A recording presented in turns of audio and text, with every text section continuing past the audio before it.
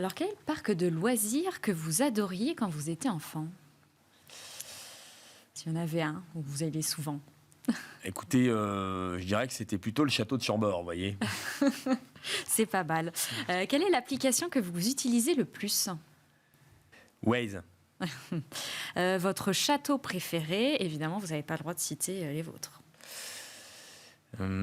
Écoutez, le château de Sénevière dans le Lot. Ok, bon, on ira voir ce que c'est. Plutôt LinkedIn, Instagram ou TikTok? LinkedIn. Quand même. Oui, j'ai vu Ouais. que vous postiez régulièrement. Ouais. Quand même.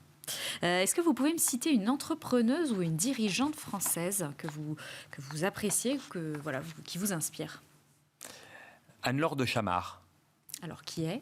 C'est une dirigeante de NJ. Une des dirigeantes. Ouais, une des dirigeantes de NJ. Voilà, je trouve qu'elle a toujours des propos assez ajustés. Très bien. Si vous deviez modifier le code de l'urbanisme, je vous embête, ça serait quoi? Ça serait permettre à des gens qui mettent des graviers dans leur jardin ou dans leur propriété privée de ne pas déposer 42 000 CERFA. Voilà. Alors, j'ai eu Rachida à la culture. Rachida Dati, pardon, à la culture. Vous trouvez que c'est une bonne ou une mauvaise idée? C'est probablement une très bonne idée, surtout quand elle parle de la culture populaire, la culture qui sort des musées. Quel est le dernier livre que vous avez lu? J'en ai eu pas mal.